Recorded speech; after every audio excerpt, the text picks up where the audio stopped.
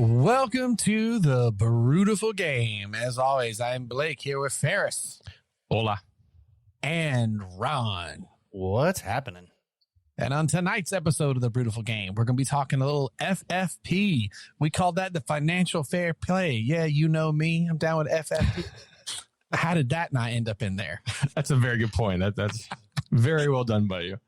As the season alone reminds us that it's always looming in the ivory rainy towers of London. That was the Ravens. So in our main segment tonight, we're going to be diving down the rabbit hole of Ron's late night, I'm in bed scrolling through my phone mind as we talk a little Premier League finances in the debut of Ron's frolicking financial fund. I mean, you're pretty accurate. That's what I look at before I go to sleep is all these clubs' financial things. What was the other one you gave it, Ferris? Ron's financial fair play blue. Oh, we were texting it yesterday. We all just started throwing out names. What did I say?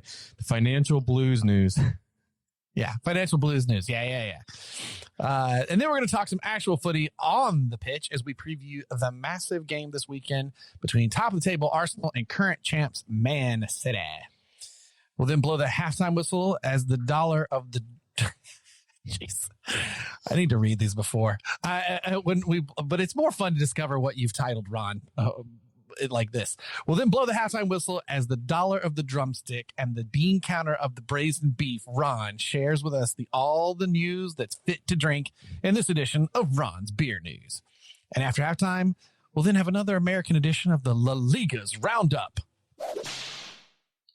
as Dos Acero once again strikes over Mexico as the U.S. men's national team are three-peat kings of CONCACAF, as in Dallas, Texas, which currently they definitely now have more wins there than I think the Dallas Cowboys do. And I think it's actually in Arlington. So let me...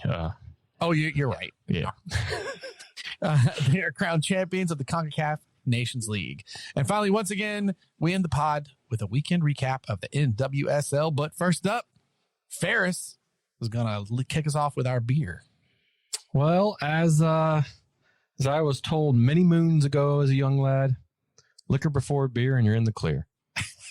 So it was that kind of day at work, and it was kind of sudden because normally I'd go over to Ron's and there was the family there just not feeling too well, so to play it safe, we're all doing this at our own home studios, if you will. And I could have done a big storm beer, but it's one that I kind of want to save and do with Ron. So I was like, okay, I don't want to do that on the pod.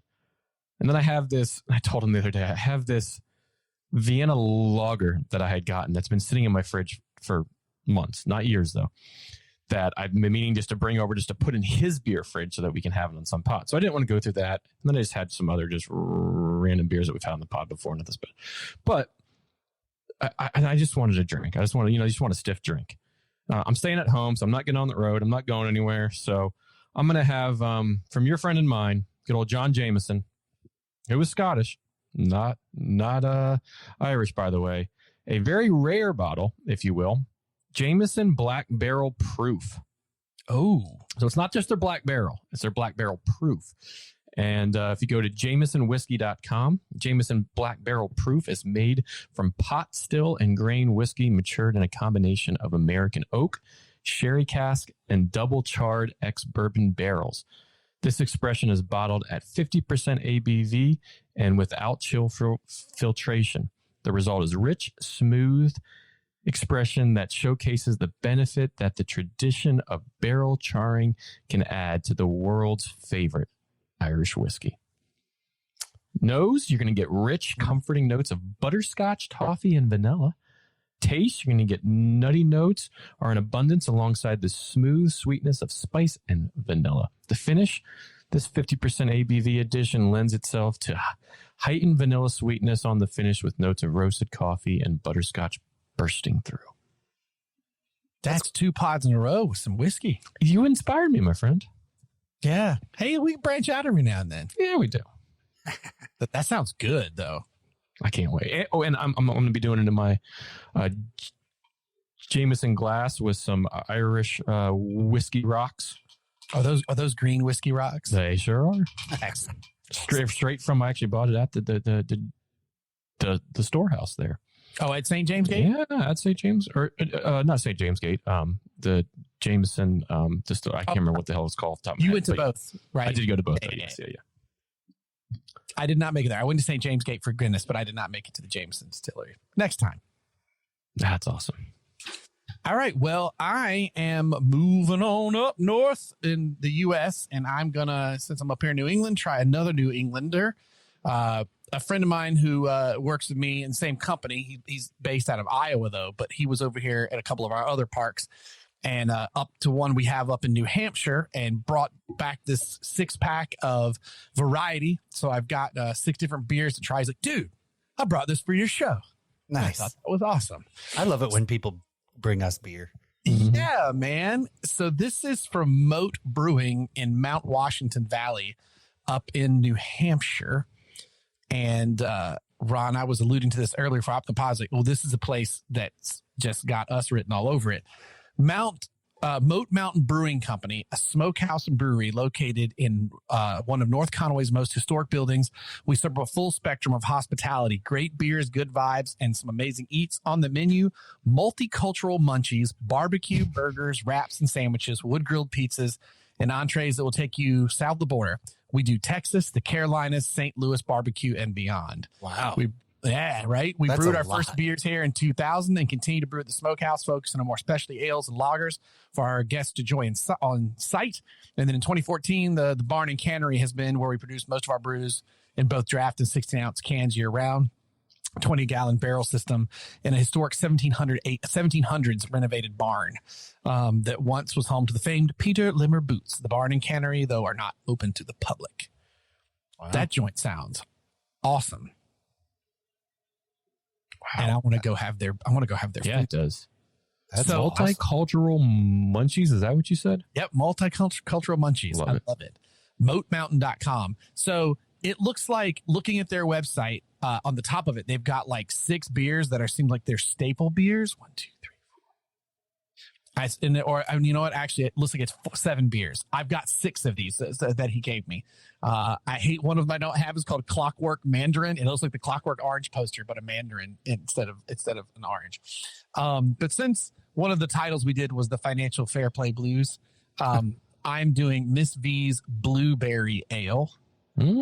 So this is a naturally flavored American ale, used 90 pounds of wild Maine blueberries in every brew with our original process of adding the steam extracted juices post-fermentation. Our intent has always been beer first, fruit second. The results showcase remarkable, crisp, light beer with a mild fruit flavor. Unfiltered purple haze, Bavarian Pilsner malt, wheat flake barley, and Columbus hops. I love some food pairings, salads, sushi, mild cheeses, and common pub fare. You don't want any of those strong cheeses. Yeah, that's right. So I'm pretty stoked to have this. Jake, I have no idea if on your travels you actually listen to the pod, but thank you for this. Nice.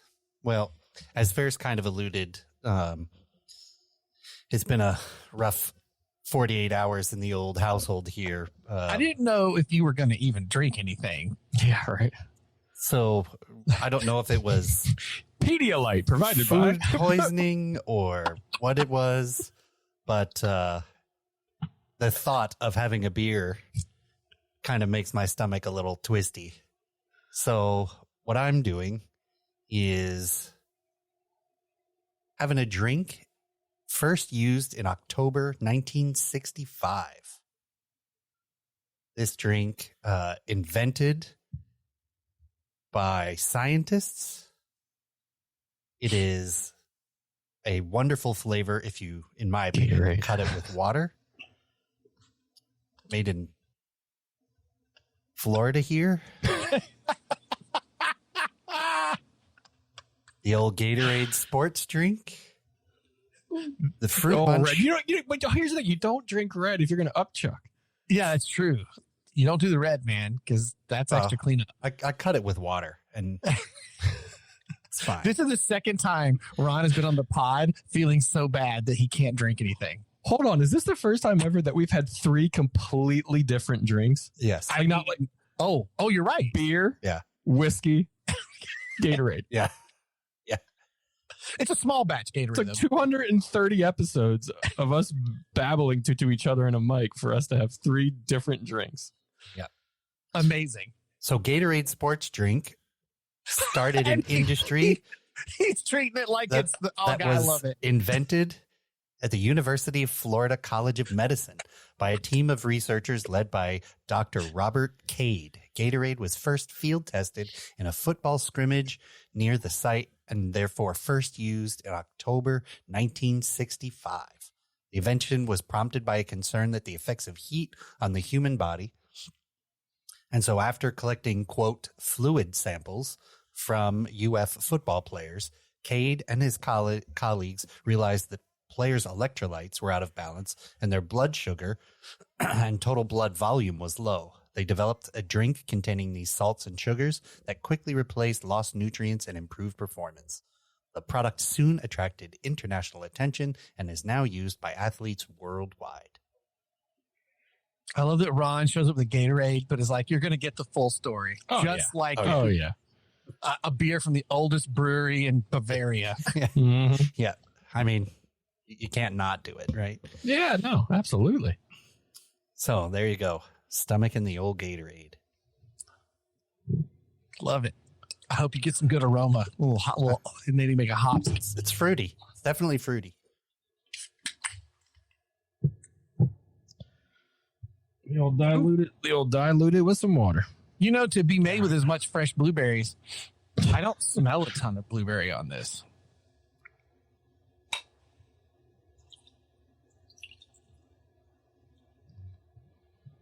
That's a good pour there, Ferris. All right. All right, gentlemen. Cheers. Cilantro. Cheers. Much better when you cut it with water. Oh, much better when you don't over here. Man, this blueberry beer is pretty good. It's a, like, you know, when you have a, how do I say this? This is going to sound like an insult. I don't mean it's insulting because it's good, but like, when you have the proper version of like what a Miller Lite is supposed to be, or like with the more fresh ingredients, it's like we try like the craft brew Mexican lagers and stuff, right? Like it has that vibe of Pacifico, or whatever, but it's just fresher. Yeah, it's kind of got it's like it's a light beer. I don't remember what the ABV on this guy was. It's a lighter beer ale. I don't know to say it's not like a light beer, but the blueberries give just enough. It's not sweet or syrupy at all. It's more of an aroma, so you don't have that. I'm always a little iffy about that. I think that comes from Sam Adams cherry beer. Oh, yeah. That tastes like cough syrup. Yeah. This is just smooth. Smooth, and you get that, you know, when you drink a whiskey, you get that like heat sometimes, the back of your tongue, and man, it just warms you up inside. Oh, man. See, it's still so good, so smooth. So I see that, and what I want is like 2 pieces of clove in it, a little bit of lemon juice, and you heat that thing up like a tea. Yeah. Oh, yeah. Yeah. I wish I had a apartment with a patio, because I'd be doing this bad boy outside with a cigar right now. See, that's exactly what I said last week. I mean, I guess I could do it inside here, but I don't want my place to smell like cigar smoke. Nah, you can't be doing that, man. You got to keep the place fresh. I'm gonna have to go look for that whiskey. That sounds really good. I think you can only get it over in Ireland. This actually, I don't think I said this, but my buddy who's a pilot for Delta, we went to school to get together and such. He flied around everywhere. He was in the Air Force before, but anyways, he brought me back this on one of his travels, and it's one that I think you can only buy over there, if I'm not mistaken, because I certainly haven't seen, because it's not the black barrel. This is black barrel proof, and it's in this like black bottle. So yeah, it's like opaque, not like black glass, but like yeah. So you might be able to find it here somewhere in the States, but I have certainly not seen it anywhere. This is very fruit punchy. Considering I left Ron out. It's a fruit punch Gatorade, but when you cut it with water, it doesn't have such a salt taste to it. And especially since I'm not running around in the hot sun right now, cut it with a little bit of water. How do those electrolytes hit your body? I mean, they do kind of give you a little invigoration, right? Is there money on the table that we could be making if we made a hops aromaed Pedialyte or electrolyte thing? No, I don't think there is, because no one's paid for that. No, there's two types of people that drink Pedialyte: kids and people that are really hungover the next day. So the last thing they probably want to taste is hops in their Pedialyte. I don't know, or maybe it's the hair of the dog that bit you. Maybe you need Pedialyte in the beer itself. It's like a light lager. Just go for another beer. That's what I do. You're not wrong. That's hilarious. Well, Ron, I got to admit, I really thought you were going to bring out something from Monty Python's wine sketch, something that was the solutions at both ends, their Australian wine selection at first. No, I thought the Gatorade had a bit more comedic value to it. Perfect. Well, shall we kick off into the footy? Do you have a ceremonial quote? I do. Following a bit of the themed predicament that I find myself in with the whole food poisoning or stomach bug. This is the mere reading of this makes my stomach a little queasy. Cooler than the salmon sandwich in the back of the refrigerator. He took that goal. The salmon sandwich. Yeah. Who really eats that? And two, why? I don't want to eat that from the back of anybody's refrigerator. Exactly. That's why it makes me queasy just thinking about it. Yeah, it makes me queasy. Quality from him. Yeah, you gotta love it. The salmon sandwich. God, I mean, I do like a lox and bagel kind of situation, but when you say salmon sandwich, I don't know. There's something about that. And then I don't mind salmon. It's worse that he goes and gives it a even more queasy descriptor by saying it was in the back of the refrigerator. Yeah, just like say it was like fresh off the deli or something. I don't know. All right, I got to change the subject now. Don't want to think about slathering some mayonnaise on slathering. Oh, Ron, if you throw up right now, we would not judge you, but we would record it because it'd be all red coming up. We're keeping it. Yeah. Oh. Well, we would add that to one of the next to the cookie puss button. Yeah, right. Yeah, true story. The cookie puss button. Well, we can't have Ron getting sick because he has to take us to class. Mm-hmm. As Ron is going to educate us as he went down the rabbit hole of financial fair play. Gentlemen, a lot about it. There's a lot going on in the world of financial fair play or profit and sustainability rules or PSR. Can I ask a question already? Sure.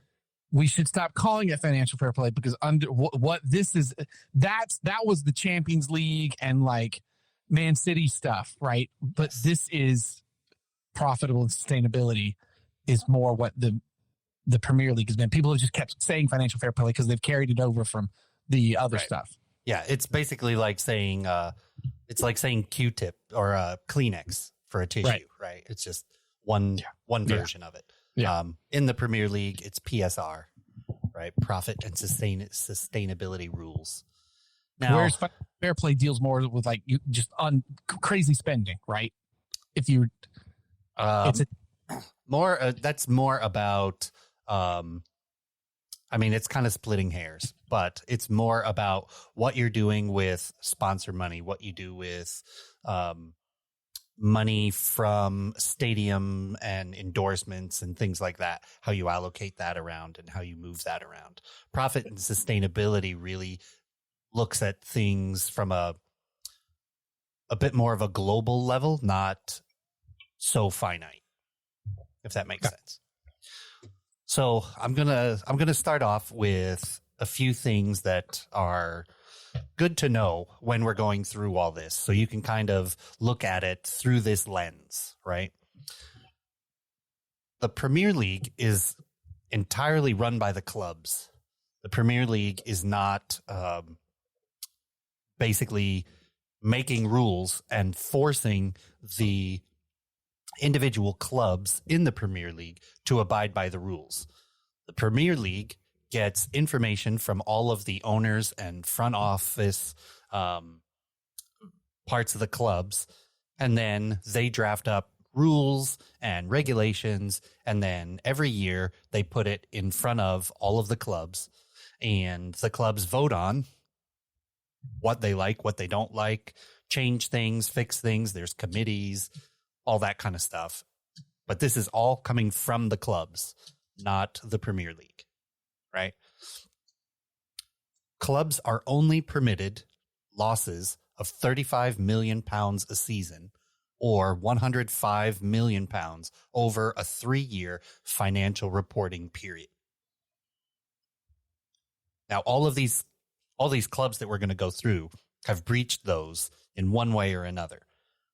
Some of them have all acknowledged it. Others are fighting about it. But essentially, where all this comes down to is losses. So, I'm going to have to phrase my question. So the Premier League clubs voted on the 35 million for 3 years. No, they voted on $35 million loss per season. 105 per season. Okay. Or 105 over 3, right? So or 105 over. Gotcha. Okay, gotcha. You could lose none for 2 years, but then lose 107 million right. third year, and you'd still be in trouble, right? Right. Now, but well.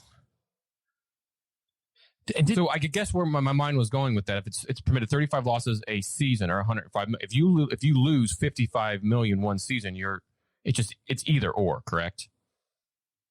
So if your clock starts at season 1, you don't lose. You know, you're just say for the sake of argument, you're flat. Season 2, you're 65 now in the hole. That's not penalized right there, right? Because you then have still that third year to not lose. No, you would still get penalized because you're over the 35 million a year. Oh, okay. You're only capped at 35 million a year. And so if you multiply 35 times 3, it's 105. Right. But then I guess right. If this fares what you're at, what's the point of saying or 105 over 3 years? Because is that thing like, because they do not pull financial records every year. They only pull the financials at the end of a 3-year period. And so what they're basically saying is your max is 105 million. Okay. And you can only lose 35 million a year in a 3-year financial period. So the max you can lose at the end or write off as a loss at the end of that is 105 million, which is 35 million a year. And is this part of the change that's been, I know a change happened to make it so that ruling happened faster. No, that's something different. I'm going to cover in a little bit about the timing of it, because it really affects Leicester City. So 35 million pounds a year, per season, for a total of 105 million over that 3-year period. So up first on March 25th, which is just yesterday, Nottingham Forest appeal the 4-point deduction handed to them by the Independent Commission. Forest admitted to breaching the PSR, having overspent by £34.5 million over that 3-year period. So they basically spent lost the 139.5. And the 6-point deduction was that was originally going to be put out. The commission reduced it to 4 for, quote, excellent cooperation. So the Independent Commission was going to give them 6. They can reward the club or however you want to phrase that. But since Nottingham Forest was so cooperative, they took it from 6 to 4. All of this kind of seems a bit arbitrary. You've got to really get into the reports to understand what each point goes to and why. I'm not going to bore you with the details, but if you go to the Premier League website, you can find the 75-page cure for insomnia that is the report. So in this appeal, Forest is going to argue that they are placed at a serious disadvantage to other EPL clubs who had significantly higher spending limits, and the rules are unfairly stacked against teams such as themselves who have been out of the Premier League for 23 years. I mean, that kind of, I think they've got a little bit of an argument there. Okay, so the devil's advocate to that is that on one hand, that's true. On the other, a smaller team, no offense, Nottingham, but as you said, a team that's not been in the Premier League for a long time could also put themselves in a situation where if they do too much crazy spending, this is part of the sustainability, they crash out of the Premier League and several leagues moving forward because they screwed themselves over financially so bad. That's what you're trying to prevent, right? Someone like basically robbing Peter to pay Paul, but having nothing at all at the end. Yeah. But they are also right. I guess I would need to understand a case, not a case study, but like examples of how it would never work out in their favor. What am I trying to say? That's always bad for these teams that are getting in. Like it really does seem like that's who this totally screws. Well, Like keep in mind that the Premier League team or the teams that are newly promoted, they get a bump of money because they were promoted. Right. And it's like the parachute payment going down, but Right. the rocket payment coming up, I guess. I don't know. Right. Gents, can you pause a minute? Becky needs help with Max. Yep. Yeah, absolutely. So then the other thing we have to think about, right? It's what you're going to do with that money that the Premier League gives you. And in Forest's case, they've signed more than 40 players since their promotion in May of 2022. So they took that rocket payment, right, and spent it on 40 different players. Is that what you're saying? Yes. Holy mackerel! Which is more than what Chelsea did. So finally, someone beat Chelsea. That's something, right? But that is a roughly 250 million pounds. Now, according to Forest, they believe that they were working within the regulations when it came to the allowable losses. But a lot of this centers around the sale of Brennan Johnson to the Spurs. Now, the club's argument here is that they could have sold the player earlier inside of the financial window, but it would have been at a much lower price than the player was valued at.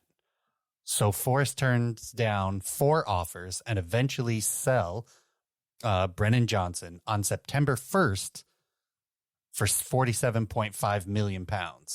But that's 3 months after the financial window closed. It does feel weird that the financial window would close before the window. Right? Doesn't it seem like you would have put it... Well, it's kind of the end of one year, the beginning of the next year. Is how is how it's meant to be. Now, you can argue the timing is weird. Are you talking about the end of one season, beginning of the season, or end of one fiscal year to the... It's the end of their fiscal year. Okay. And it's that way for all the clubs, not just Forest. Right. So one of Forest's argument is that, well, we waited till just after the transfer window and then we sold him. And they in their statement, they call it a near miss of the window. But 3 months is not a near miss. 3 months says that you knew what you were doing. And you're like, true. Roll the dice and take it. I could see 3 days. I could see 5 days, maybe 2 weeks because of paperwork and this agent and that agent negotiate. Okay.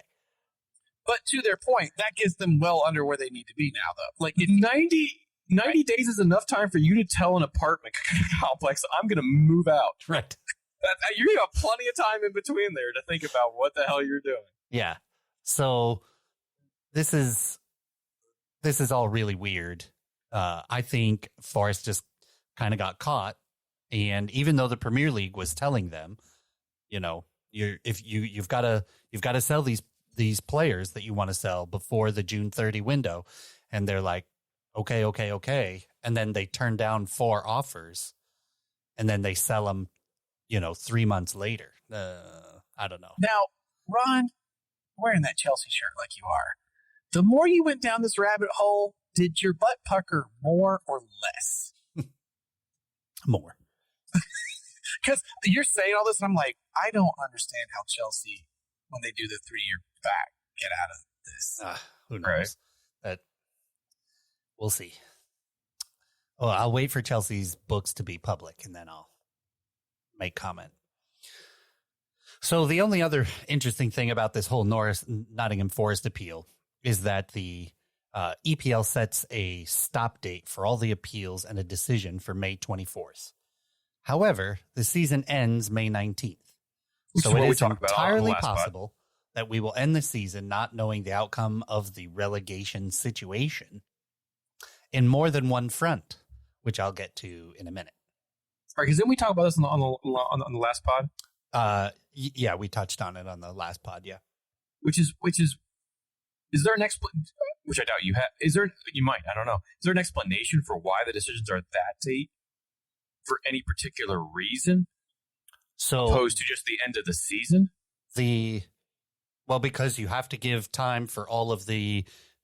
You have a max window you have to give to each of the phases of all of this. And so that's just when the max phase ends for that. Correct.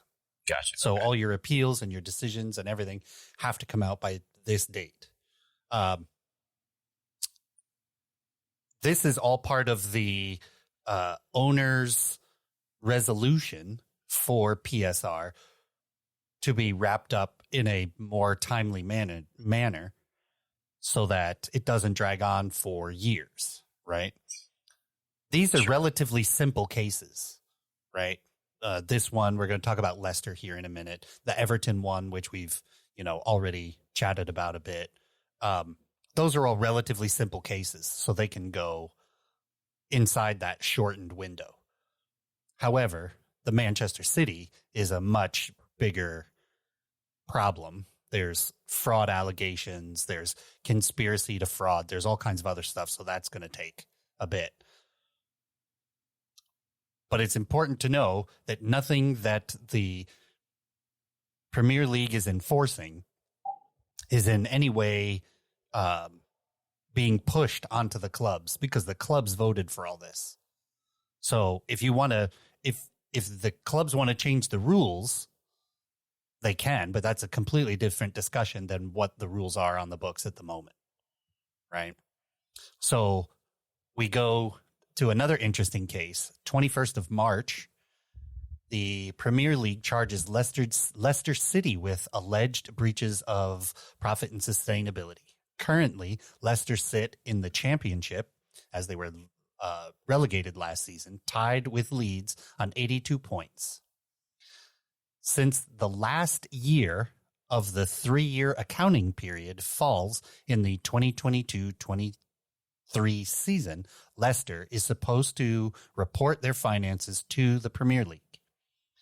However, Leicester is making the case that they were relegated, and so the EPL doesn't have the jurisdiction, which isn't the case. Leicester is still responsible for financial reporting in that season since they were in the league at the time.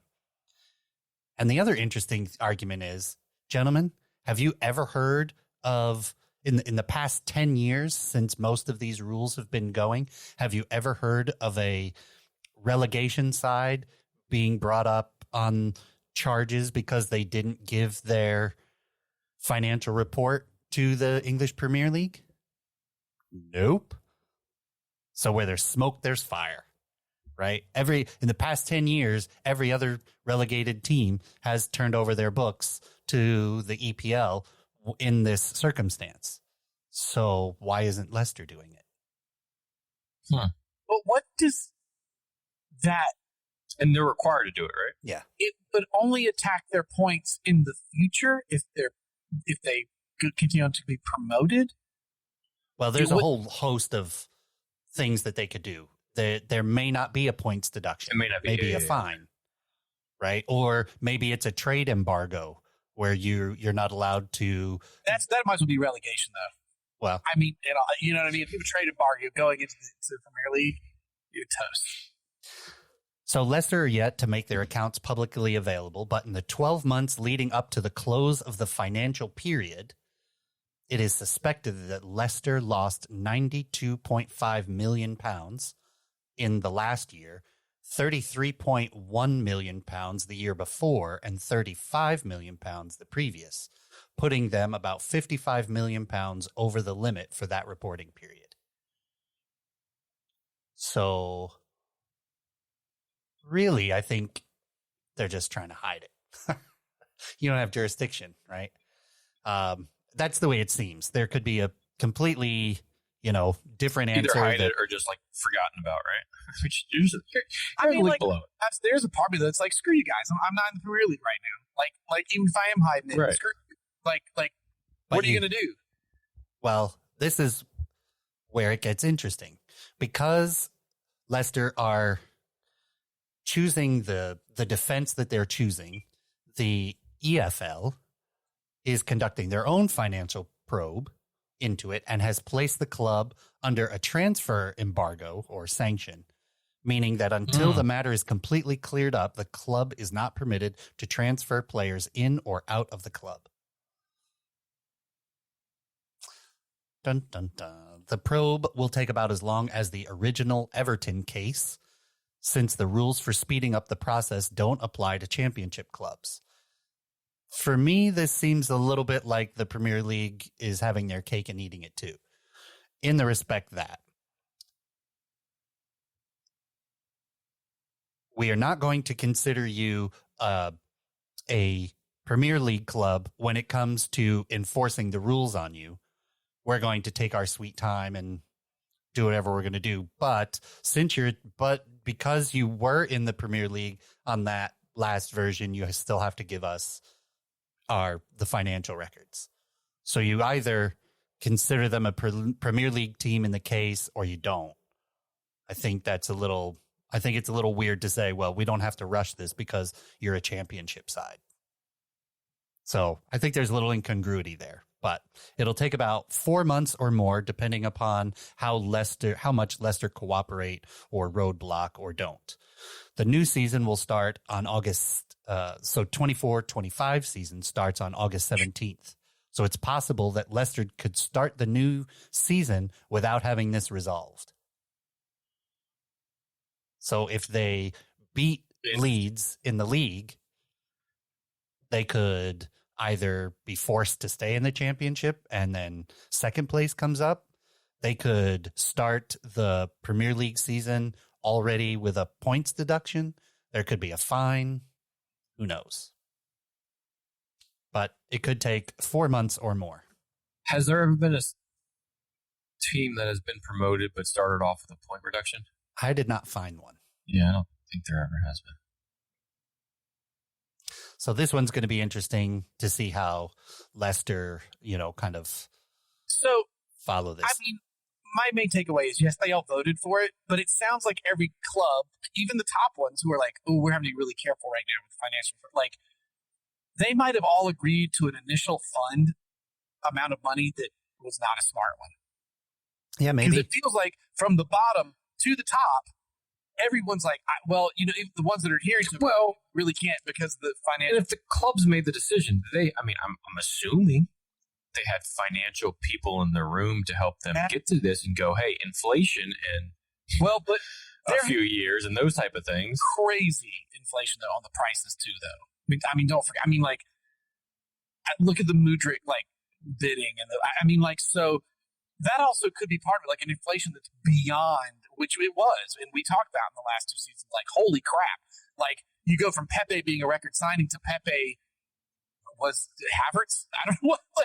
In terms of that's the club's own fault, right? Yeah. The club's own fault for that because they know that there's these, financial responsibilities that they have to take care of, and then they went and inflated the cost of these players. But not so much. When did this whole when did this get voted on? Do you know that? 10 years ago. Oh, 10 years. Well, there's a crap ton of that happened in 10 years. Yes. A thing called pandemic, which reset the world. I mean, that's. I can be honest. Coming to the pandemic, they should have. That's wild. Said we need you need to revote. Yeah. So something needs to change. Well, that's just stupid. If you'd have told me 10 years ago, God Almighty. Yeah. If you'd have told me 5 years, I'd have said like, you got caught with your pants down right here. But 10? No, I don't think they would have guessed prices inflated as bad as they did. I mean, in these clubs, like you see a man when they're like chasing the they're just slinging that money and it's not going down. Right. So this has to be changed. In job interviews, you're like, hey, what's your year? What's your 5-year plan? Like you don't. Yeah. 10 years. 10 years is a lot. That seems like a lot to change in a year, let alone 10 years. And oh man, that's wild.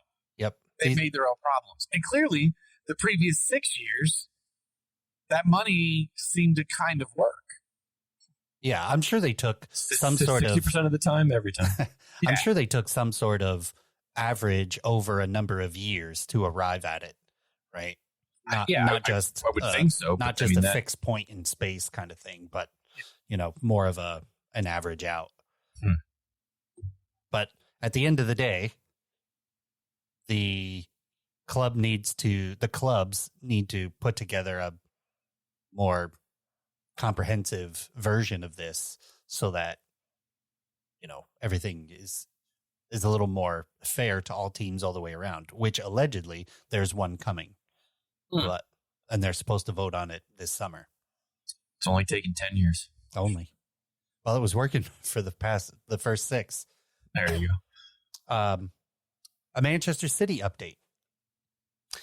It's been over a year since the Premier League handed down 115 charges over 9 seasons to Man City, as well as being charged with failing to disclose accurate financial information and managerial remuneration details during a period that essentially gave rise to them becoming the summit of English football.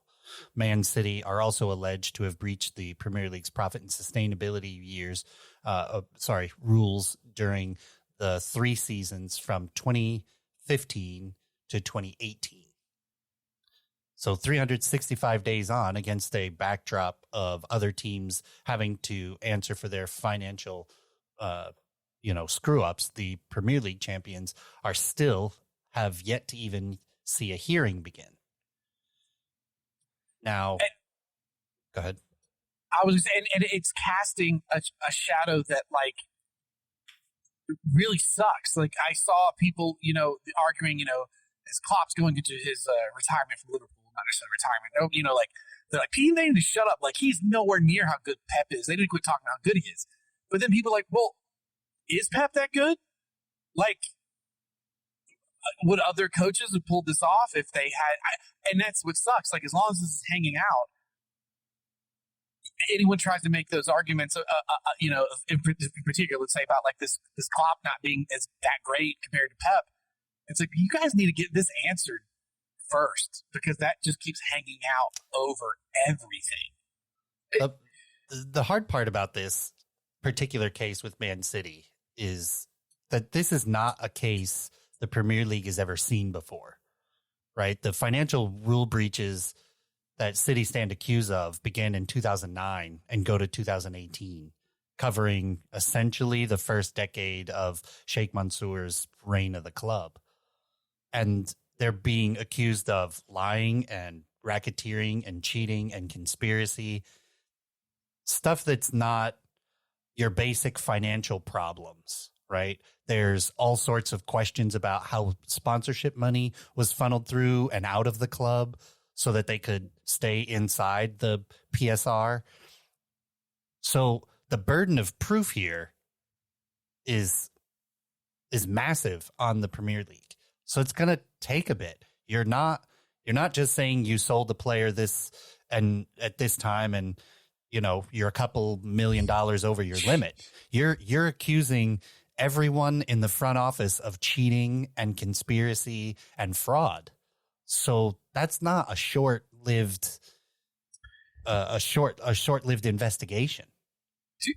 Do you know what's kind of weird with the timing of this in terms of 2015, 16, 2017, 18?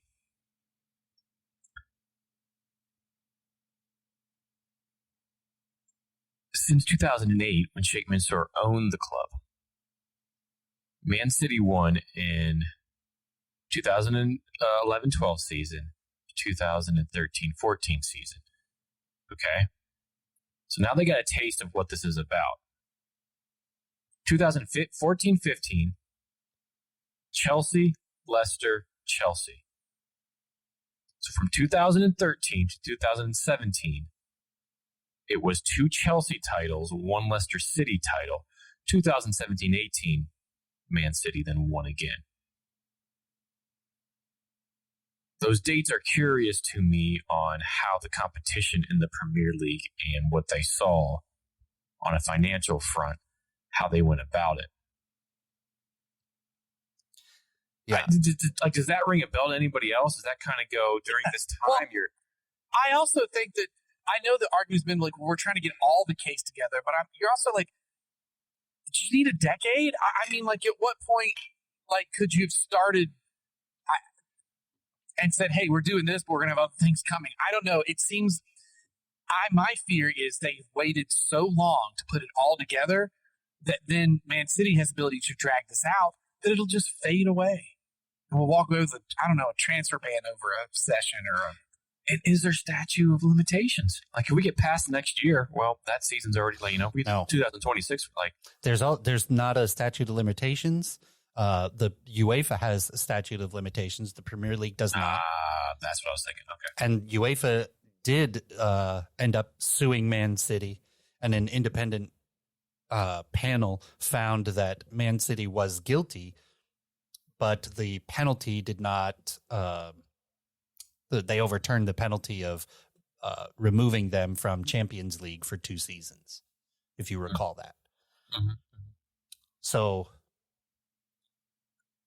I can understand why people are wanting to compare a case that I will say is as simple as a Nottingham Forest or an Everton to Man City, but you can't. Right? You're accusing one team of parking meter violations, and you are accusing the other team of conspiracy and murder, and what I mean? Why wait so? I mean, like, was there really nothing they could go ahead and start charging 5 years ago? That's my thing, is the length of time it took. Well, it's that they found all of this, and then when they found the string on the sweater and started pulling, and it went back in time, right? So it's not like they knew about this 6 years ago and they're just charging them now, right? About a year ago, they finally got all of the information together that they were going after, and then presented the charges. So, like, what else can we dig up in a way? So now, if you really want to know what the delay is, it's really more Manchester City than anything. They hired, highfalutin lawyers, and they are not cooperating, and they're fighting, the language of every little thing to make it tough on them, on the Premier League. And even though the 2 cases are different, as you said, with Nottingham and Everton, whatever, but it still lets them say, gosh, I wish we had enough money to delay our stuff. You know what I mean? Like, it lets them have that argument. Right. I mean, it's here what we see here, right? A regular Joe Schmo, us is going to have a harder time trying to fight in court than somebody that has billions, millions, hundreds of thousands in the bank that can hire lawyers to delay the court case more and more and more and more and more and more and more and more, or settle out of court to make it go away. Right. But us, if we're Bournemouth, Sheffield, and Burnley, which we'd all be proud to be called that, by the way, so I just want to put it out there, we would have a harder time fighting this, or use an Everton and Nottingham, right? We'd have a harder time fighting this than we would in Man City, where a parking ticket, we're going to try to fight it a little bit, but in the end, okay, fine. Where Man City, screw you, we're not getting that. and we're just going to fight tooth and nail, and we're going to delay it until either you get tired or we outpay you, and we can outlast you. Right, because the Bank of Manchester City is pretty deep. Yet they can't get a soccer specific stadium in New York. Yes, they can. They built one or are building one. Took them 10 years though. That's fair. A lot of 10 years happening here. But part of me thinks that is also the reason there's 115 charges, because they go, we only need 5 of them to stick to be bad, or something. What I mean? Like, here's 115. And if you're gonna come at a team with pockets like Man City, you're not going with you missed the $35 million sale, right? You're gonna go after them and throw the book. And there has to be a curve where managers, coaches, while this is still hanging out. Look, imagine like what's going on. Like, some young players like, do I take a little less and go to Liverpool and not get a Premier League trophy taken away from me if we win it? We're not there yet, but at some point there's got to be a curve on it that hurts, that just hurts them in general. Yeah, I think it's really going to come down to whenever the initial verdict comes down and we see the breadth of what this is actually going to be, let alone the appeals process, then we'll have a much better understanding. 3 Premier League titles won during this period, as well as an FA Cup and 3 Leagues Cup. So there's a lot on the line, and it could be, I've seen estimates of, if half of these are true and it's, 70 some violations, that it could be stripping of titles, it could be fines, it could be relegation, it could be expulsion from the leagues, it could be a lot of things. So, gentlemen, are we all buying tickets to the Barcelona-Man City match in Orlando, and I'll get a giant 1, Ferris, you get a giant 1, and Ron, you get a giant 5 sign. And we get tickets behind the goal. And we hang out just the whole... They do go on pre-sale here, I think, for us. It was either today or tomorrow they go on. Yeah, and on the back of the sign, one is a P, one is an S, one is an R. We're gonna get some Proof Game jerseys that all say 115 on it. Like that's what we're gonna do. But we need somebody else that just says "Up next, Sports Center," because you always need that sign somewhere. Yep, that'll get you.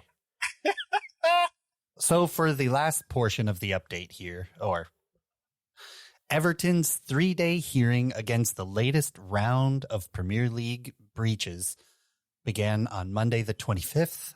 That's yesterday, and runs till tomorrow, Wednesday. The Toffees have already been deducted 6 points for previous breaches and will likely learn their fate probably early next week. Which, to be clear, as you say that, the 4-point deduction to Nottingham dropped them down to 18th. They would have been tied and in 17th under Everton for goal differential. Yeah. So these are new charges, correct? For Everton, yes. Everton at their -6 are sitting in 16th at the time of this recording. This is a really stupid way to decide the season, but it looks like it could decide the season. So Everton have already been penalized for overspending for the accounting period and saw an initial 10-point deduction reduced to 6 on appeal, which was in February. An outcome of any potential further sanction, including points deductions, is not expected to be announced until next week at the earliest. And that was for what season? 21-22. So within the 3-year time period, right? Yep. Then they will have the right to appeal any decision as normal, and the appeal panel would have to be set up. But the Premier League are insistent that all of this needs to be done within the 3 or 4 days after the end of the season, right? So we're still sticking to that May 24th date. So if we're still headed, we're still headed for a situation where we could have the games on the final day of the season and we won't be sure of what the bottom of the Premier League looks like because we won't have the final decisions about the possible points deductions. Now, From not one, but from two from teams. 2 teams. Now,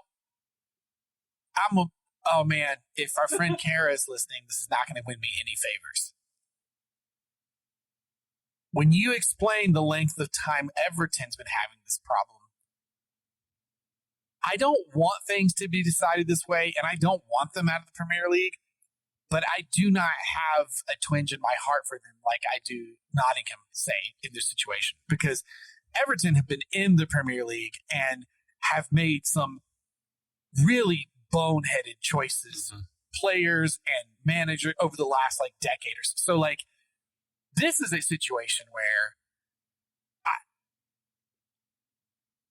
Man City not having anything happen yet aside, Everton should have been handled this better. Yeah. You know, I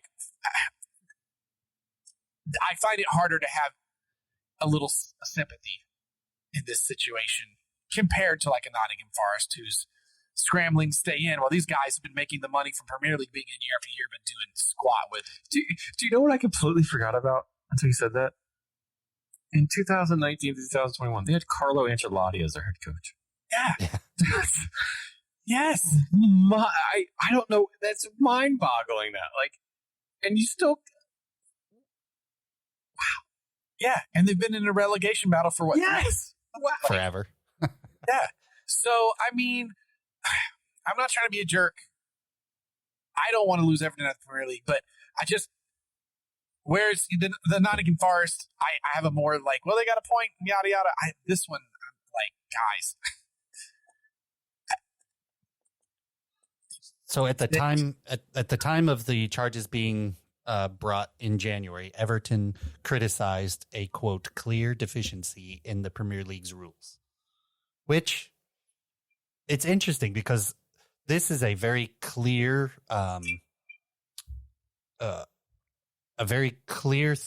argument focused at the Premier League, right? Same with kind of Nottingham Forest. Same with Leicester.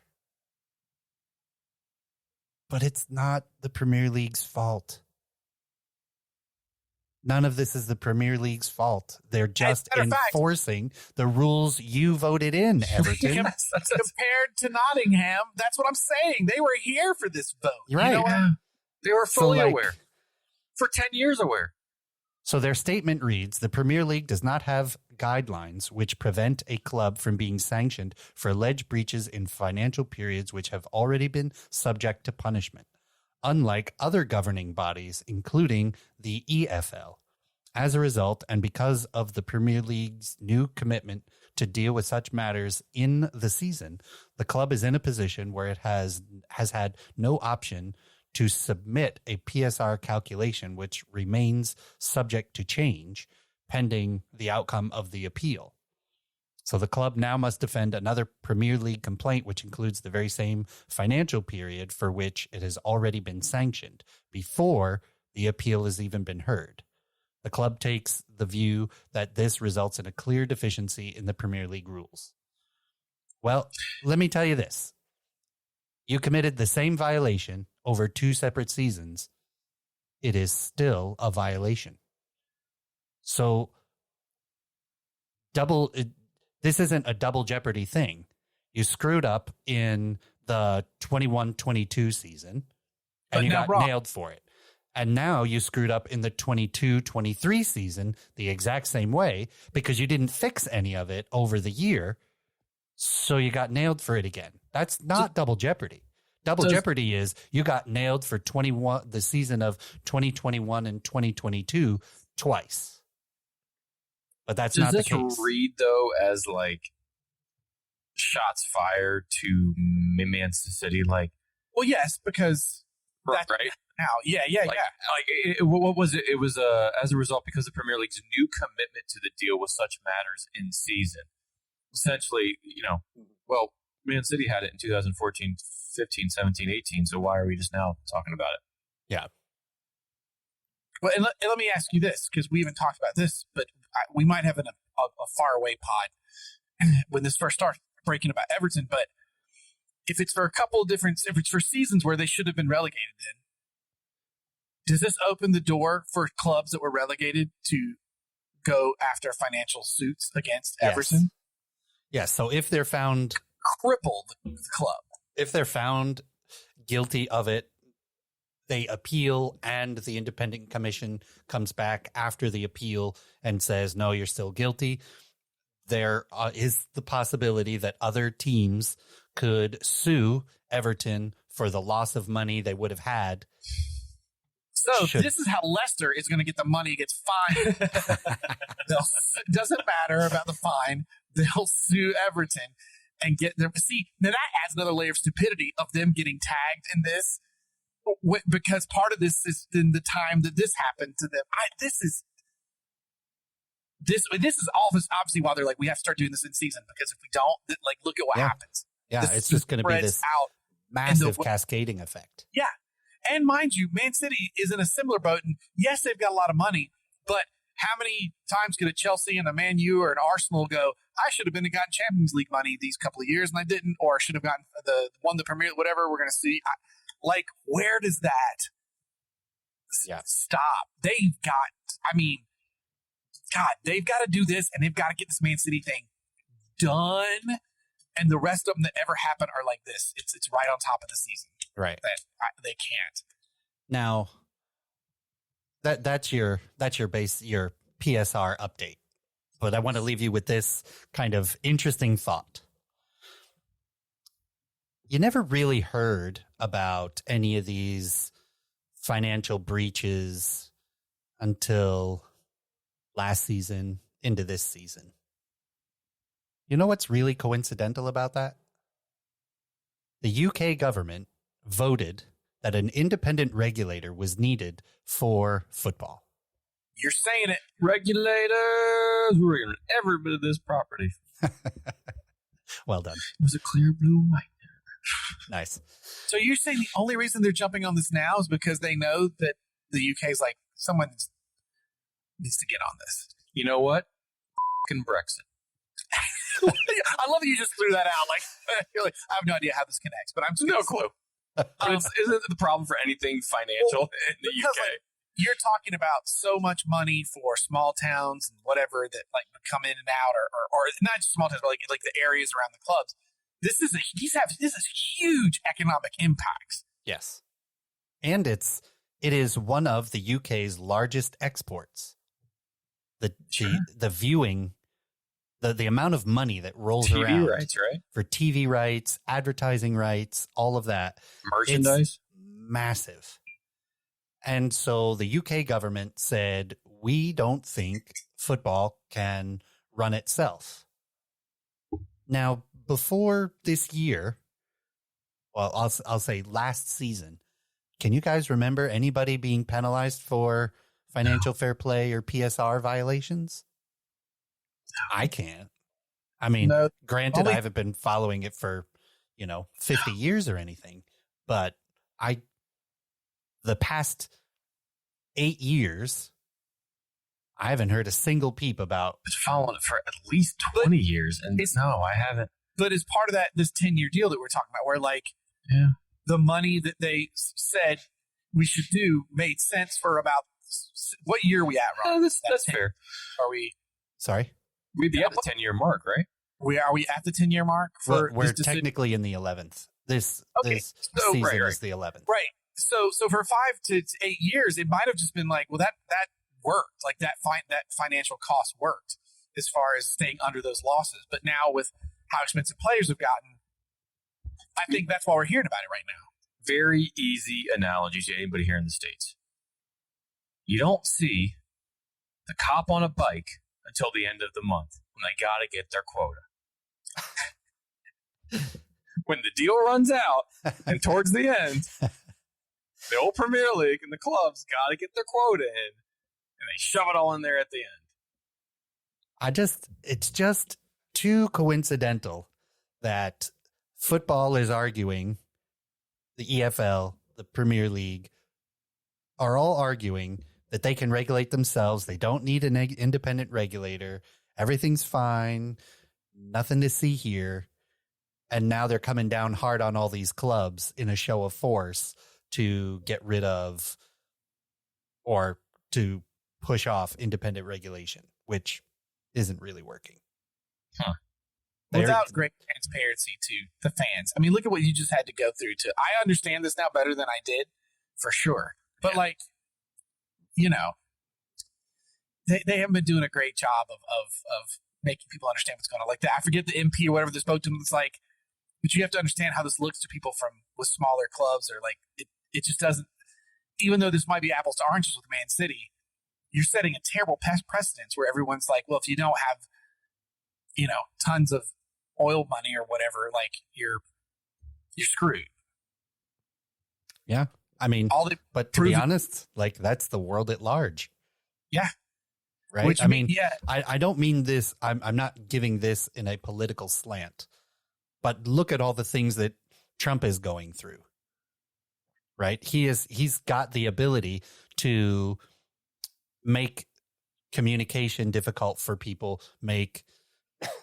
put up all these roadblocks because he's got enough money and power and clout to make things harder for the prosecution.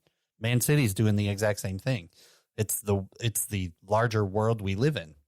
So the harder that the Premier League tries to show they can take care of it, to be honest, they're just really showing that there's going to be some MP or whoever will be able to run for this in the UK of like, I'm going to push this through. We're going to regulate football. And they'll probably get enough fans behind that idea. Maybe. Yeah. So on another pod, we'll go into the independent regulator because that's a separate session. Deja vu. We are independent regulator. Warren G. Nate Dogg. So that is your PSR update. You know what? To move us along real quick in a segue, how's Man City going to do versus Arsenal? Man, I don't know. And this should be a good game. The last one was Arsenal got that one. It wouldn't shock me if they split points, right? Arsenal gets the first one. If Man City got this one and they sort of split it, it wouldn't super shock me. They're both on a good form right now. Will Man City be sanctioned before Sunday? No. Probably not. Considering there hasn't been a hearing yet? No. Yeah. I don't know, man. I think the first go round when they met, I think I leaned more toward a Man City win, and then I was like, man, we won that match. I don't know. In the first match, I'm an Arsenal fan, so I have a streak of pessimism every week I go into this, whether it's Burnley, whoever we're playing. Was De Bruyne injured during your first? He was out, yeah. And Rodri was suspended. Yeah. So that could be quite the difference maker. Yes. Agreed. And it's at the Etihad. I think. Yeah, exactly. The other one was in London. I mean, I don't foresee a split point situation of 1-1. When I said split point earlier, I meant Arsenal take the first one, they get 3 points from this one. I don't see a draw happening this go round. I think they'll walk away with whoever's going to win this. They're going to win it, and they're going to be a draw. I agree. I think it's a tight 2-1 type of thing. You have a hard time going against City at home with those, players now playing. They've been fallible though at the back, so I don't know if Arsenal's on their top game. They'll nick this one. If they get caught in a counter like they have been with the high line, and a Holland, a Foden, those type of folks can get in behind them, and if Doku plays, I think a Ben White's going to have trouble against a Doku, and City can kind of get them on the counter. So I for a prediction, I will say City 2-1. Is how many Arsenal players left international camp injured? Everybody. Oh, yeah, exactly. I know Saka left. right? Saka left because of apparently a knock. Yeah, he had a knock injury like, for a few days. going into it, though, right? He's had a knock since day one. He plays about every week after the knock he plays. Exactly. He went over there with a knock and then said, "Nah, it's not good enough to play." And again, I don't know if that's a. I'd rather do this. I'd rather save this for Man City. Yeah, because if you guys have someone like Saka who is playing limited minutes or no minutes due to injury, that's really going to hurt your chances. Yeah, but as Ferris said, he's had a nine. He's always every week. I'm like, ugh, I don't think he's going to play this week, and then he does. So I mean, right now, I think he's probably in it. Declan Rice mentioned. Oh gosh, who's on Man City in the English team with Declan Rice? Foden. Yeah, was it Foden mentioned? He was like, "Yeah, I told him, hey man, big game coming up," and he went, Kyle Walker. Maybe it was Kyle Walker. He said, "Who you guys playing next?" He went, "You." It's like, oh, okay. It's like, why? Kyle Walker left injured. You know what? But I like that from Declan Rice, though, right? That he doesn't know that he just looks game to game, but doesn't look ahead at a game, right? He looks. Well, it wasn't at that Declan game Rice that said it. It was the Man City player. That's what I'm saying. He was. He was talking to Declan Rice, and then. Declan Rice said, "So big game coming up," and I maybe it was Kyle Walker. That's what I mean. That Declan Rice said that, like, big game coming up. No, never mind. I see what you're saying. Yeah. And it was like, well, who we playing? Who you guys playing? You did. Awesome. I mean, it does kind of speak to the professional level, though, right? Like it's a yeah. I don't know. I mean, it should be a good game, man. I'd like to see a good competitive match. That's what I want to see out of this. How many points are we sitting at with Man City right now? 63? You're at 64. Liverpool's at 64. You're ahead on goal difference. Man City's at 63. So yeah, this is a huge match. Yeah. I mean, obviously Liverpool's hoping for. A draw. Draw is like the best thing to hope for. Look, there was a part of me that really didn't know if I should be rooting for Liverpool to beat Man City in that prior match, because I thought maybe it's easier to catch up to Liverpool than your position, if I were an Arsenal fan, which I am not, I would have hoped for that to be the case, because Man City has been the one that pipped you last year and whatnot. You can live with Klopp last year and doing that, but Man City getting out of the way that's what I would have hoped for. It should be a good game. It's gonna be a nervy Easter Sunday. What's your prediction, Blake?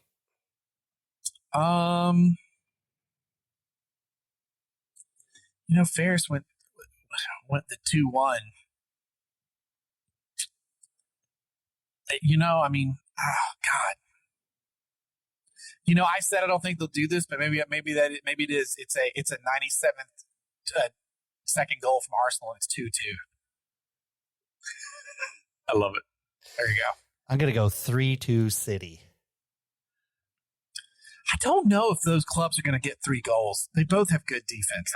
We can only hope for like a 5-4. That would be crazy. Right. Yeah. I mean, stranger things have happened. Exactly. I mean, we Chelsea drew them both times, 1-1 and 4-4. But you know what, though? It's a special week. It's not just Easter. You know what this week is? Happy birthday to you. Happy birthday to you. Happy birthday, Super Mikel Arteta. Thanks for recording the podcast on Mikel's birthday, guys. Happy birthday to you. Hooray. Blow the damn halftime whistle. Man, he can't even celebrate the guy's birthday. Jeez. Gentlemen. Feliz Navidad. That's what I should say. What? No, that's Merry Christmas, isn't it? Yes. Feliz yeah, but whatever. We're so bilingual over here. Yeah, we are. Tanjobio Meredo Gozaimasu. I know how to say it in Japanese. I know how to say it in Spanish. That's hilarious. For our halftime beer news, I'm swapping out our regularly scheduled beer news for a feel-good story. Gatorade. Here we go. It's a Chelsea feel-good story. Oh, Lord. Gentlemen, do you happen to remember long, long ago, back at Stamford Bridge, the Gibraltar goddess, Ava Carnero? Oh, man. Haven't thought about her mother video that got in the head with the old Mourinho. Haven't thought about Gibraltar or her in a long time. So I've got a bit of an update, which is quite awesome. So just to give everybody a bit of a history, Ava Carnero was Chelsea's leading physio on the first team for quite a bit of time. And in one particular match, Eden Hazard was taken out. And without being called onto the pitch by Jose, Ava and the medical staff ran out to Eden Hazard.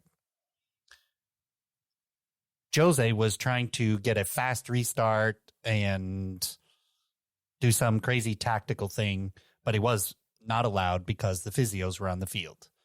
Well, he specifically took that out on Ava Carnero and removed her from first team duty on the fields, and then eventually removed her from first team duty on the training pitch, and then got her fired. Well, some interesting things have come to light now. I think that's officially when Ron gave up on Jose Mourinho. 100%. I mean, That was absolutely when he turned anti-Jose. Easily. well, I was never anti-Jose, but it was time for him to go. So Second time. Chelsea, The first time. what? That was the second. Second time. So Chelsea tried to settle this matter quietly by offering her some money because they were essentially guilty of unlawful termination. And she declined the money. And then she sued them. Yes. And she won. Good for her. And she essentially took the money she got from the suit. She took a year or two to chill out.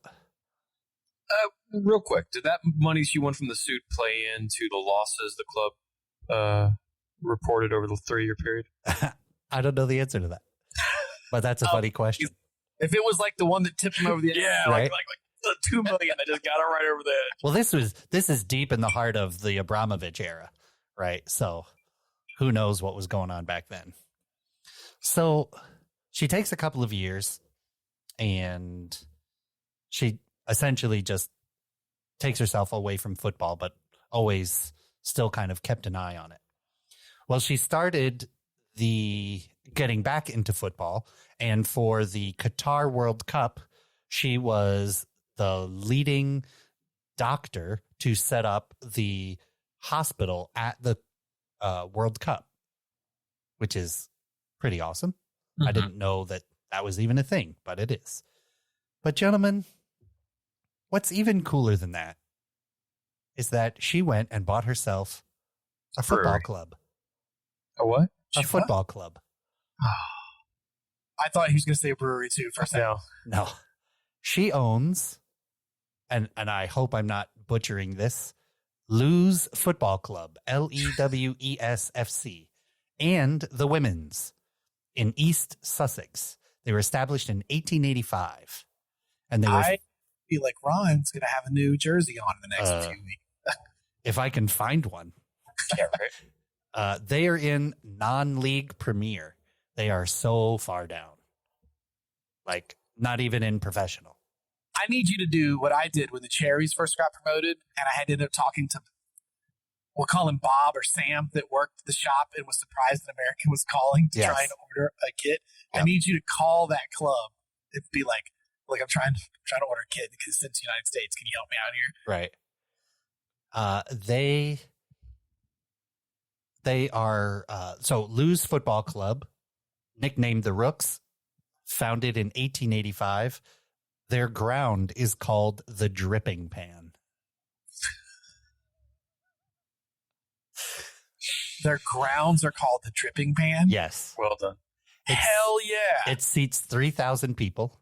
It Well was done. called the Dripping Pan because This brick wooden clubhouse, which has been on maps since the 18th century when the stadium was nothing but an excavated hole with grassy slopes around it. From the air, the shape of it looks like a literal dripping pan. So it got the name the Dripping Pan, which is hilarious. Love it. That's amazing. Yeah. They're I'm missing. There it is. So essentially, the stadium has been home of Lewes FC. God, I hope I'm saying that right. Since their foundation in 1885, it was previously used by Lewes Priory Cricket Club, though the ground itself had been used by the people of Lewes as an area recreation, including athletics, for as far back as the written record, which is hilarious. The ground has one covered terrace, one other uncovered terrace, a grass bank with a walkway, and a covered stand, which total capacity of 3,000. They have the Rookery stand, which was open in July 2007. In the summer of 23, the stand had seating replaced with red leather soft padding seats. Lovely. Taken direct from Wembley. Yeah. They have the Ham Lane end is an uncovered terrace on the east side of the pitch. The Philcox Terrace is a covered terrace, which was opened in April 2003 so that they could meet the B grading for the National Conference soccer rules or football rules. And then they have a grass bank, which is the only original remaining grass bank at the Dripping Pan, running the length of the pitch on the north side of the stadium. Spectators are permitted on the flat walkway along the top of the bank, but the slope itself is fenced off for safety reasons. This is awesome. That's wild. Lewes FC is currently 11th in the non-league Premier on 51 points. Under such teams as Bognor Regis Football Club and one spot above #United. You cannot lie to me. Bognor Regis is definitely a Star Wars character in Jabba's palace. Easy. That is not a real name. What was it? Bognor what? Bognor Regis Town. Regis Town. I'm telling someone, Lee's probably making fun of me. I'm sure we're saying it wrong. Bognor Regis Town? Yeah. You can't tell me that's not a bounty hunter after Han Solo. Easily. Bognor. Even Steve from Running knows Bognor Regis Town, right? Bognor Regis Town. Yeah. Yeah, that's exactly what it sounds like. That's a Bognor? That's like makes you think of Trogdor from. Yeah. Oh, it's been on Earth somewhere. What was that, Ron? What was Trogdor burn and they ting the name? Strong Bad. That's it. Yeah. So look that up, kids. Early 2000s internet fun. I just think that the story is super cool that she got back into football and actually owns a football team. That's awesome. And she owns the women's club. All from the lawsuit she won. At Chelsea. That had put Chelsea in financial fair play, and love it. Yeah. So I just thought it's too good not to report back after. Hey, Jose's looking for a job. Yeah. She's hired me. Oh, the new coach. Would that not be hilarious? It's called irony, folks. Oh, I would love that. God, that would be funny. We should tweet her and tell her to hire Jose Mourinho as the manager. Right. That's brilliant. Or Xer. What do you do on Twitter X now? Do you still tweet on Xer. X? You still tweet, but you I don't know. Okay. So All I know is it sucks. Literally, I keep getting likes on my last tweet. They're all like porn bots that are written in either kanji or Chinese or hiragana or katakana. It's ridiculous. Yeah. But thanks, Elon. all right, gents. I think that takes us right out of the old halftime and into the rest. Goodness gracious me. All right, so this gets us over to Ferris. I suppose we'll push through these for the La Liga's Roundup. USA. Following a nervy game against Jamaica last week, which ended in like a really late goal, but they got him in extra time with a 3-1 win. The U.S. men once again took on Mexico, the CONCACAF Nations League this past Sunday, and courtesy of an absolute rocket of, I think it was like a 40-yard strike from Captain Tyler Adams on his return, mind you, of like 300 and some days. That goal right before half, dagger to the heart. Absolutely done. Because the USA didn't look particularly great up to that point. But then a lovely near post second half goal from Jeapoardy following a corner, and it was kind of played around a bit. The U.S. men's national team once again took down Mexico by the scoreline of 2-0, which is 2-0, for the third time in a row to be named Kings of CONCACAF. What'd you make of that one, gents? I think they have a little bit of Chelsea syndrome. Some games they're really good, and you're like, wow, this is the start of something amazing. And then they do something dumb like Jamaica, and you're like, I still think we have a long way to go. There's a lot of people saying that Berhalter should be gone. I don't know. I don't know that, but I think Berhalter needs to be gone because, like, they aren't getting better. They keep going up, down, up, down, up, down. And I love winning this game. And at the same time, I had that, like, well, we stuck with him for a bit longer now. Wait, listen, we haven't lost to our hated rivals in over 1,000 days since 2019. That's great, but Jamaica had to score against themselves for us to like. You're going to have up and down. You're going to have bad games. What we need to look at, though, is those big games. What is more concerning is how we played against the Dutch in the last World Cup. What we need to look at are these friendlies and the Copa America coming up this summer. Friendlies, taking on Colombia, taking on Brazil, and then going into the Copa. How do we go against those teams? Because that's what we have to do against World Cup quality teams, right? In CONCACAF, we can be the kings of it, and Mexico, for the better part of decades, have been the kings of it. We've now oversaw that. I think it's something. It's progress. I think it's something that we should celebrate and look at as the U.S. are getting better. Now, an argument of is Berhalter to get us to the next level? I think that's the argument that we go back to a year ago, or 2 years ago now, I guess, with was he good enough to get us past the Dutch in that game? And he clearly wasn't. So we can have that argument, but I don't know if we can have that argument on the back of how this tournament played out. We might be able to have that going into, or have this argument in August once the Copas have been played and once we played against Brazil and played against Colombia.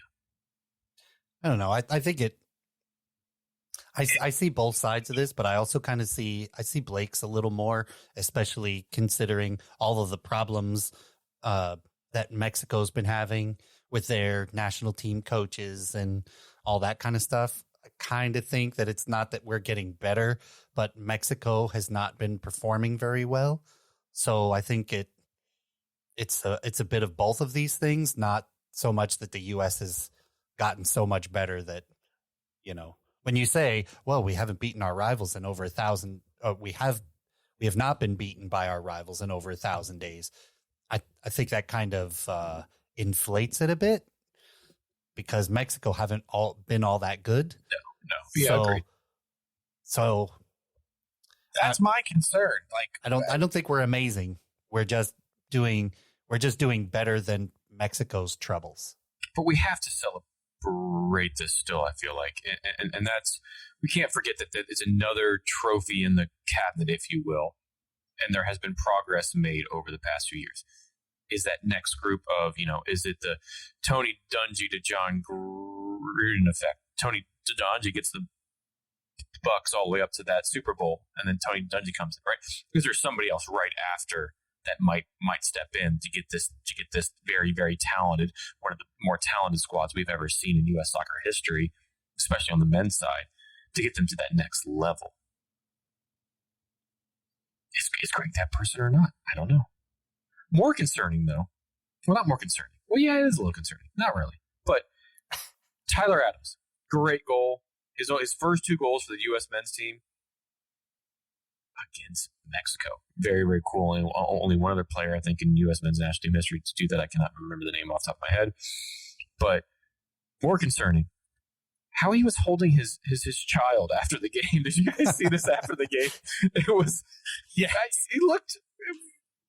he looked like a new dad. Like, it was just very awkward. And you're like, well, this is okay. Pulisic came over to try and save the day, play with the kid. Yeah. Oh, that photo. Captain America. Just score a 40-yard banger. But, like, yeah, interesting. All right. As we kind of move away from that, as many have seen that game and have their own thoughts on it and whatnot, we go over to the NWSL in week 2. And man, if you guys aren't watching this league, holy mackerel, I don't know what you're doing. It's fun. I get it. You have to go to this app and go to that app and those type of things. And we were talking back and forth, and I said, oh, such a great app, the NWSL Plus app. And then I was having problems on my iPad, but it brought up right away on my phone. I was texting them about it. But nonetheless, if you watch these games, every Friday on Amazon Prime, there's a game. Every Saturday on Ion, there's a game, maybe even 2 on each of those nights. And then I think every Sunday there's an ESPN game. So, hey, watch this league. It's super fun. I'm going to keep with what Blake wrote here last week. And get this, y'all. The Kansas City Current, for 2 match weeks in a row, take down another titan of the NWSL, the San Diego Wave, this time winning 2-1 on the road in San Diego. Guys, are you impressed by the Current so far? Hey, man, I sure as hell am. So far, yeah. I mean, that's my pick. Yeah. I'm impressed because they did this without Dabinia, who's out, I think, until mid to late April. They did it without Haley Mace at left back on the road in San Diego, a retooled team with the Jaden Shaws and the Alex Morgans and the Savannah McCaskells and the Gurmas, in front of a huge crowd. Both weeks, right? A home opener, yeah, you're going to be jazzed against that. You get this 5-4 shootout against Portland. That's freaking cool. Then you go on the road. You need to double down, and you win with some key players out there. So I'm certainly impressed, and my eye has drawn towards them. Not only they have some sweet kits, some clean, simple, awesome, colorful kits, but they're playing well. Vlatko is doing a good job. He's more of probably a club manager than he is a national team manager because he's won the NWSL title, I think, twice or something like that. So they're a fun team to watch. If you get a chance, definitely watch them, and I'm impressed by them. Get this, y'all. Prior to that, on Friday, our Orlando Pride and our GOAT, Marta, netted a volley. It was a very weird-looking volley, but, man, she nailed it and needed to because it was a late corner. To once again come from behind as the home opener for the Pride and a great crowd on like a rainy night. Very impressed with that. Drew with Angel City 1-1. Quick thoughts on the Pride so far? That was a heck of a goal. I mean, she was in the air, both feet in the air when she volleyed that, side-footed into the net. Just awesome. My only concern is I know we're only a little bit into this. These draws are like ghosts of Christmas past, but they're coming from behind. These are games they would have lost last year. Fair enough. Just makes me a little nervous. I'm excited for our new signing to get in. Mm-hmm. Mm-hmm. And this Friday we got playing against top of the table Chicago Red Stars. Are we the Everton match? Or was that? They're not on Amazon. No, this is the game's at 7 this week. The Amazon game's at 8. So there's 2 games on Friday. I don't remember who plays in the 8 match, but I think Pride also said that they just signed a local deal here in Florida with Bally Sports that you can watch the game, which is super freaking cool. That's where you can watch the Bolts, you can watch the Rays, you can watch a lot of teams. So super fun. Get this, y'all. Let's go over the rest of the results quickly. The Utah Royals got their first win as a renewed club, courtesy of a 30-minute, not like an 80th minute, not like a 90th minute, a 30th minute goal, but it was from their number one draft pick, And the my NWSL number one draft pick. pick for the Golden Boot. Very true. Ali Centenor, right? I think I said that right. Yeah. Lovely, lovely, lovely strike to beat. Who are they playing? Why did I get? Why did I put this on here? I completely forgot. North Carolina, right? Yes. 2-1 against North Carolina, and NWSL put out a post either yesterday or the day before last where they had the first goal from the number one draft pick this year and last year, and how similar those are, like just outside of the box. One was a curler to the far post, one was to the near post, but what a strike from Ali. And this Utah team, if they can win a majority of their home games, they're going to be in it, because I know you're playing at some elevated spots there in Utah, but they got a good team. They have somebody as a head coach in Rodriguez, who is an NWSL vet, U.S. Women's National Team vet. She knows what this league is about. She knows a lot of the scenarios playing in Utah as she did. She knows the environment, the stadium, what the crowd's going to be like. So I like the Utah Royals to do a little something here, and beating North Carolina, who's usually a stingy team, even on the road, and had a big win last week. This is a good win for them. Very, very good win. But they do not sit atop the table, because that's a whole hold of the Chicago Red Stars, who win yet again. Remember in the league last year, now first. It's only 2 weeks though, and they're only ahead on goal difference, but goals from Julia Bianchi and Maximilian. Did I say that right? Maximilian. Yeah, okay. Maximilian. Raw proved to edge past the Seattle Reign in a 2-1 win. Good win here against the Reign. Yes, it was at home, but again, those home games are going to play so important to the season for a lot of these teams. And to not have the likes of Amal Swanson on the goal sheet or even the stat sheet here proves that goals are going to come from other areas from the Chicago Red Stars. Who picked Chicago Red? Was that Tony? He did. Yeah. And the Reign had 16 shots, only 2 on goal, though. So, listen, if Chicago can win these type of games, to withstand 30 crosses into the box, 16 shots, and come out with a result like this, and they haven't even gotten the likes of Mal Swanson going yet, they might be all right, and Tony might be onto something there. There was a very, very late goal in the 95th minute by a third overall pick. Crocs Bethune won it all on Saturday night for Washington Spirit and won me $54 because I had a 2-leg parlay going for Chicago to win the first game of the parlay and Washington to win the second game of the parlay. It took it that long for me to be at the Orlando City game with my phone on, sitting with Tony, having that game on and seeing that goal in, 1 minute from stoppage time.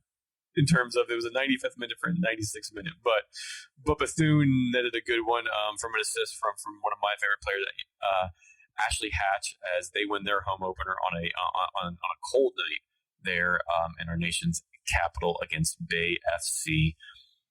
Good win. The Spirit needed that one. In all honesty, Ferris needed that for his Hard Rock bets, but Spirit needed that. Spirit. Not good last season in terms of didn't make the playoffs, ended on kind of a low note. Didn't have the best first game away on the road, on the road to Seattle. They needed that home opener. They had, I think, the Jeapoardy. Is that the dance group? Yep. Yep. They had them perform at halftime, and from this young player, she had a couple of chances before that I was like, oh, well, there goes my $5 on the parlay, because they were some clean shots. But for her to come good, basically 5-hole, the goalie, good stuff from her, and a good goal from Washington. Jane Campbell makes 9 saves. 9 saves as she plays a big hand helping her side, the Houston Dash, snag a point at home over visiting Racing Louisville. Those 9 saves, Racing Louisville is not necessarily going to score a massive amount of goal, but they had those type of shots and she had those type of saves and a 0-0. This is going to be one of the only ways the Dash, I think, are going to win games here. Or get points from games, I should say. And lastly, but certainly not least, the highly anticipated and current champs, New Jersey, New York, Gotham, go on the road to one of the most hostile places in the NWSL, Portland, as they beat the Thorns 1-0 on a rainy Sunday night home opener for Portland. I don't know what to make of Portland so far. They have the talent. They're just slow getting started. The spotty back line. Backline held on okay in this game, but can't see it out. So don't count Portland out quite yet. Gotham, same way. I don't know what to make of them. Have all these stars, but haven't really clicked so far. Only 2 weeks, but again, watch this league. If you are into the game of soccer, find a way to watch at least a game, a weekend of this league, because it is a fun league to watch. And that is your La Liga's Roundup. Boom! All right. Well, that wraps us up this evening. Our beers of the pod from Moat Brewing, or Moat Mountain Brewing up in New Hampshire. I had the Miss V's Blueberry Ale, which was quite delicious. From some guy named John Jameson. Black Bear Proof. Jameson straight from Ireland. Some Irish whiskey. What was the name of that version again? Black Barrel Proof. Black Barrel Proof. And I had straight from University of Florida, Gatorade. 0.0 ABV if you're following at home, and 0.0 on the old IBUs. I totally forgot about the Gatorade. Which, as I pulled up the stuff about soccer news, on the side it said norovirus on the rise, spikes in the southeast recently. Maybe. Where'd you head? Sure. Let's see. Follow us on the Beautiful Game. At the X's, the Twitters, the Facebooks, whatever. Reach out to us. More importantly, tell people about it. Leave a review on Apple Podcasts. However you listen to us, let us know that you do. We'll get something fun your way. Ferris, you got a Zlatan quote? Sure. I don't need a weapon. I am one. Oh, you know what? That's a good segue into my question. My question is financially based, but it's financially based for Ferris since we have financial stuff today. Ferris, where does 007 invest his money?